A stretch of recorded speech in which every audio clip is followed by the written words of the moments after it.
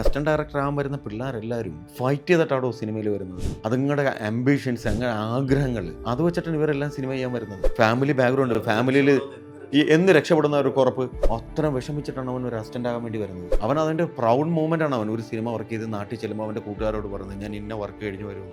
കാരണം അവൻ എത്തപ്പെടേണ്ട ഒരു ലക്ഷ്യമുണ്ട്. അതൊരു വലിയ മലയാണ്. അവന് ഓരോ പടിയും ചവിട്ടി കയറി വരണം. അതിനവന് ഫ്യൂൽ വേണം. അതിന് മിനിമം വേതനങ്ങൾ കൊടുക്കണം. ലൊക്കേഷനിൽ ആദ്യം എത്തുന്നവനാണ് അവൻ. അവനെ കൊണ്ടുപോകുന്നതാ ഒരു വണ്ടിക്കകത്ത് 20 നിരക്ക് തിക്കിയൊക്കെയാണ് കൊണ്ട് ഇറക്കുന്നത്. ഏറ്റവും ലാസ്റ്റ് പോകുന്നത് അസിസ്റ്റന്റ് ഡയറക്ടേഴ്സ്.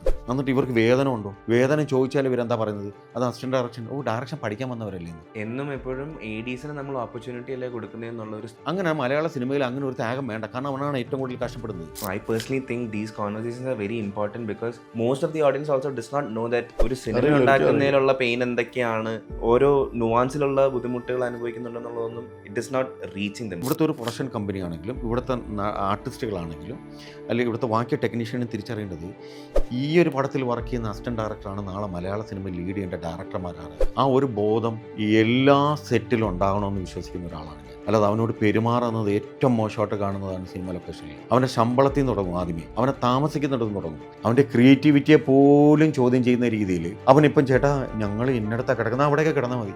അങ്ങനെയല്ല ചെയ്യേണ്ടത്. അവരെ നാളത്തെ ഡയറക്ടർമാരാണ്. അവരുടെ പരിഗണന കൊടുത്തേ പറ്റും.